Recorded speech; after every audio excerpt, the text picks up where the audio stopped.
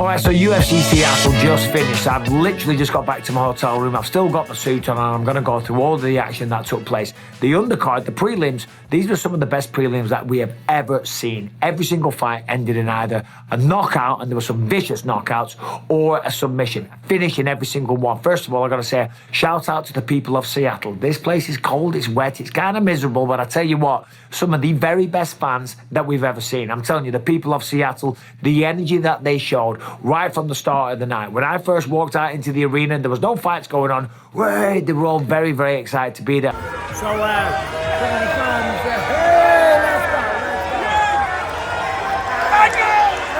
kept that energy all night long. It was absolutely deafening inside that arena. So if you're from Seattle, thank you very much, because you made the night even better than it already was. The crowd was phenomenal. Of course, it ended in a bit of a shit show. Henry Cejudo versus Yadong. Highly anticipated matchup, the long-awaited return of Henry Cejudo, and it ends because of a bloody double eye poke. So we'll get to that in just a little bit. So we're going to start with the prelims. The first fight of the night, Modestas Bukauskas took on Rafael Cerqueira. This one ended in the very first round. Cerqueira got finished last time out against Ibo Aslan in the first round, nice and early. This time he looked a little bit better, landed a few kicks, looked sharp, looked fast, but right from the get-go, Modestas Bukauskas was putting on a lot of pressure, and of course, cracked him with the right hand, left hook, sits him down, knocks him out cold, and that was that. Congrats, Modestas Bukauskas. And after the fight, of course, Modestas Bukauskas dedicated that fight to his friend that had passed away recently. So very, very sad news, but a tremendous victory. Well done, Modestas Bukauskas. Moving on, next one up, Nursultan Ruzaboyev taking on Eric McConaughey. This one ended in the second round. This one ended via TKO. Eric McConaughey was a bit too patient. He was taking his time. Ruzaboyev was picking the shots, throwing those big, long right hands. The man's 6'5". Yes, he lost last time to Joaquin Buckley, but before that, he had two quick stoppages with those big right hands, with the knees that he has, with the power and the aggression. Nursultan Ruzaboyev, keep an eye on that name, because at 185 pounds, this man is a problem for a lot of people. He's had about 50 MMA fights, and he's got a ton of submissions on his record. And as I say, I got a second round TKO tonight. Moving on again, Austin Vanderford, Mr. Paige Van Zandt. He made his long-awaited UFC debut. He was on the Contender Series, I think, in 2018 or 19. Won in the second round, but never got a contract, okay? But it doesn't matter, because he went away, and it's funny how far the time works and how fate and destiny works itself out, because if he'd have made his UFC debut back then, maybe he wouldn't have been ready. Tonight, he went out there against Nikolai Veretennikov. Nikolai Veretennikov had one fight in the UFC, didn't go his way. He lost to Danny Barlow. Tonight, Austin Vanderford took him down in the first round, butchered him up with elbows, was looking for the arm triangle, and then in the second round, kind of picked up where he left off and got the stoppage due to TKO in the second round. Welcome to the UFC, Austin Vanderford. He's got a bright future. Yes, he lost in the PFL to Gegard Mousasi, but Gegard Mousasi is a legendary middleweight. I look forward to the rise of Austin Vanderford. Enjoy the moment, brother. Then after that, oh my God, what a disgusting knockout. I am talking disgusting. Ricky Simon taking on Javid Basharat in the very first round. Ricky Simon couldn't take him down. It looked like Jared was too fast. He was too rangy. He was too skilled on the feet. But it doesn't matter how you start, it's how you finish. And it finished with Ricky Simon. Woof! Massive right hand. Turned the lights out. He was out unconscious before he even hit the deck. And Ricky Simon, quick as a flash, jumped on him and landed a massive hammer fist right to the jaw. Kind of reminded me of something that went down at UFC 100 with me and Dan Henderson. So well done to Ricky Simon. Then after that, Mansour Abdel Malik. He went up against Nick Klein.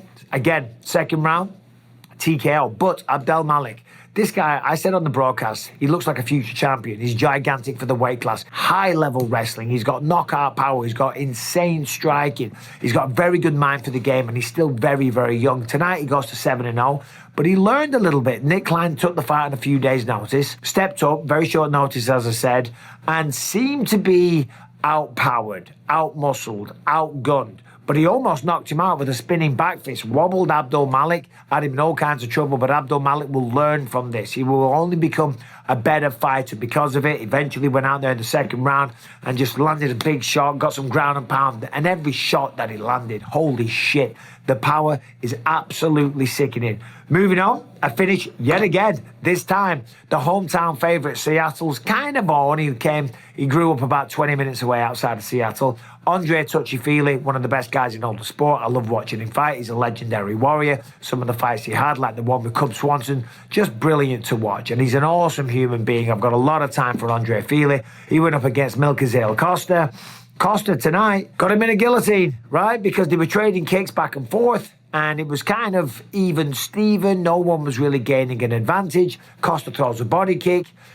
Andre Feely catches it, takes him down, turns it into a guillotine, and that was that. Andre Feely is very, very disappointed. Of course, as I say, a lot of friends and family in the building. He was raised about 20 minutes outside of Seattle, so he'll be absolutely devastated. But that's the way it goes. That's the way the cookie crumbled, you know. You zig when you should have zagged. You bob when you should have weaved. You do a YouTube video when you should have gone to bed, because I'm absolutely goddamn exhausted. I've been going for about 10 hours non-stop chatting away. So well done to Milkazel Costa. And Andre, you'll be back, brother. And then, of course, the prelim headliner, Iwan Kutalaba taking on Ibo Aslan. This one was guaranteed not to go the distance, okay? None of the prelims went the distance, but this one was phenomenal. Ibo Aslan went out there trying to land some big shots. Iwan Kutalaba landed some massive hooks. The pair of them were throwing down. It looked like someone was going to go to sleep. And then in the end, Iwan Kutalaba shoots a beautiful double leg takedown, gets on top, pans him away. He turns his back, gives up an arm triangle. Iwan Kutalaba just keeps getting better and better on the microphone. He was a ferocious animal. He calls himself the Hulk. He was screaming his head off. Took him a second to calm down and actually get some words out. Who now is power? But he's a dangerous man, and he's only getting better, and he's learning to control his skills. Right.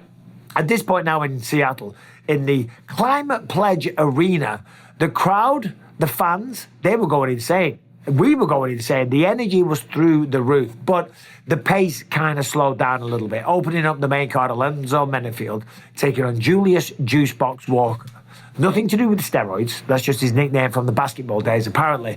Alonzo Menefield won a decision, but it was a close fight. It was a split decision. It could have gone either way. Both men were absolutely exhausted when they got out the first round, and both men were doing a lot of damage. Alonzo Menefield is very big and strong for the weight class, landed a lot of big shots. Julius Walker was grabbing the tie clinch, punishing him with knees to the chin, to the body, a lot of looping shots trying to take him down. It wasn't the most high-paced, action-packed fight, but there was a lot of drama there, and there was a lot of damage delivered on both sides. It was a close fight. Alonzo got the decision, a split decision, so I'm not going to take anything away from him, but Julius Walker, keep an eye on that name, because he'd only had 6 fights, and he went out there against a veteran like Alonzo Menefield and certainly did himself proud, pushed it to a split decision on just, a couple of weeks' notice, something like that.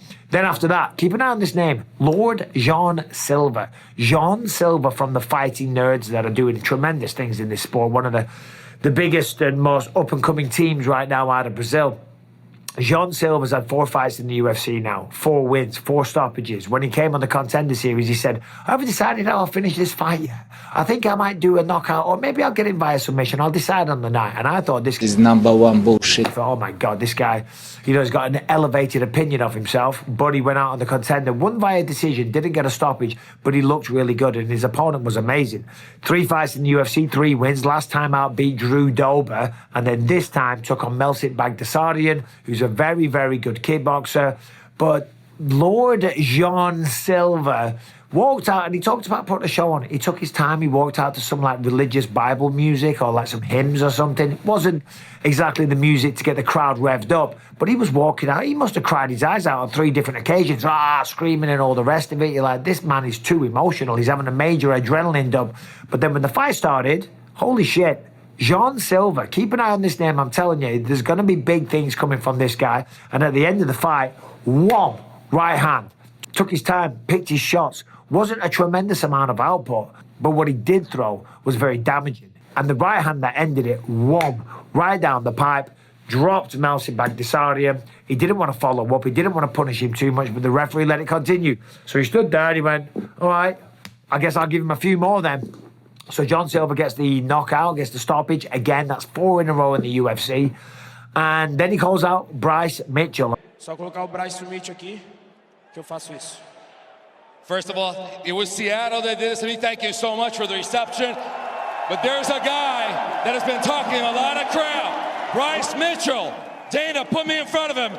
and I'll do the job. And Bryce Mitchell came out and said, there's only one Lord out there, and I look forward to giving you a good old-fashioned Bible beatdown. So that's the fight to make, Bryce Mitchell versus Lord Jean Silva. Moving on from Jean Silva to Jean Matsumoto versus Rob Font.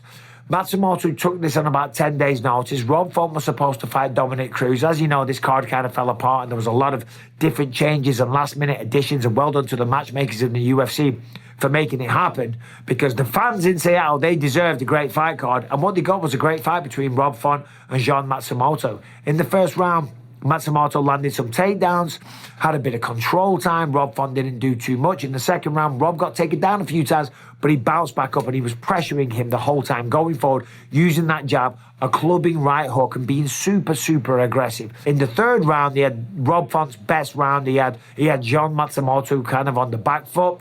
Matsumoto landed some great head kicks, planted his feet, showed the heart of a lion, 16-0, undefeated. A tough fight for Rob Font to take on very, very short notice. And of course, Rob Font has lost a couple recently, so there was a bit of pressure on him. And he went out there tonight and showed that he still deserves to be ranked number 9. Because I thought Rob Font looked phenomenal. He's training at a TriStar with Faraz Zahabi, GSP's old coach, and he's improving everywhere. On the ground, the takedown defense, the ability to get back to the feet, and the striking looked really, really nice. However, going forward, he needs to control his feet a little bit. He goes forward, he gets very reckless and aggressive, and falls into a clinch. Rob Font, being so tall for that weight class, he wants to maintain separation, use that jab, pick him apart, be controlled. Got to control your feet. When you go forward, that's all well and good, but you can't go forward so aggressively that you can't stop yourself, that you fall into a clinch. But well done to Rob Font, hard-fought split decision victory.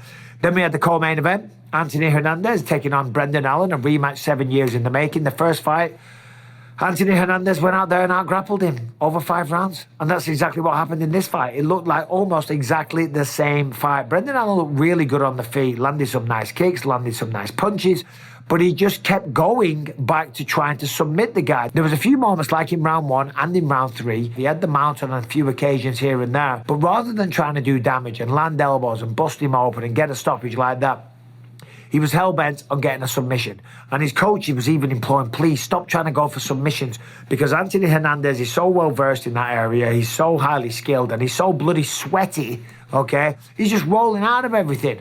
Now, granted, Brendan Allen's a really good grappler and submissions end the fight. But when you've proven that in the past, over 5 rounds, you can't submit the guy, and then you've just shown that in 2 rounds, you still can't submit the guy, and you get mount position, it's time to do some good old-fashioned damage with the punches, kicks, knees, elbows, whatever the case may be. Well done to Anthony Hernandez. He's now on a 7-fight win streak. He's got the most takedowns in the history of the middleweight division. Tonight, he beat Chris Weidman's record. And when you look at Hernandez, when you look at Fluffy, he's a little fluffy, right? He's not the most ripped guy. He's not big and strong and got the six-pack and big muscles and stuff like that. So people kind of underestimate him. But I'm telling you, the heart, the gas tank, and the skill that this guy's got, you never know. This guy could potentially be a champion one day. And the crazy thing is, he could probably make 170 pounds. Right, now we get to the main event. Henry Cejudo versus Song Yadong. The fight started, of course, Henry Cejudo was talking about making one last run. And it's kind of exciting. Can he do it? Can he come back at 38 years old and become the champion of the world again? Song Yadong has had a few losses along the way, but he's learned from those losses. He's training with Uriah Faber. He's learned all about the takedown defense. He's got beautiful, crisp boxing, ridiculously fast hand speed.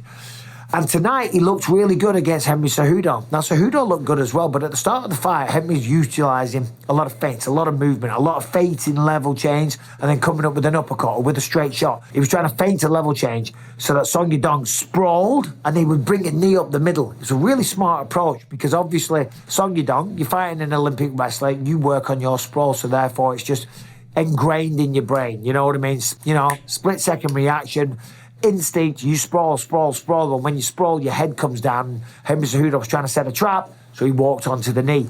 It never happened, but Cejudo definitely landed some shots. But Song Yadong was being more economical with his energy. Henry, as I say, was throwing lots of stuff like this and moving constantly and shooting takedowns. By the way, Song Yadong defended every single takedown, even went for a takedown of his own. And Henry was kind of swinging, whereas Song was calm. He He was patient. He wasn't moving too much. There was no wasted movements. And when he threw his shots, they were nice and economical. And as the fight progressed, it looked like Song was starting to take over. Now, there was a couple of fouls along the way. There might have been a nut shot. There was definitely an eye poke. There was definitely a warning from referee Jason Herzog. And the reason why that's relevant is because in round 3, there was a double eye poke. So the referee tells him off for poking in the eyes. Then they continue. The fingers are still out. Then he pokes him with the double eye poke. Henry Cejudo is in a bad way. He's saying that he can't see. Now, this is where the controversy comes in, because the fight was stopped for 5 minutes. And that's the rule, okay? But Jason Herzog, and by the way, I'm not entirely sure of the exact ruling here because it's a bit of a murky situation. But Jason Herzog kept going over to Henry and saying, look, listen, are you good to continue? Are you good to continue? And Henry was like, yeah, I just need some time. I can't see yet. I'm going to be okay. The doctor checked him out. He said, I'm going to be fine, but I've got 5 minutes. And I thought Henry was kind of milking it a little bit to, you know, recover, to replenish his gas tank because he was getting tired and Song was starting to take over a little bit and have more and more success.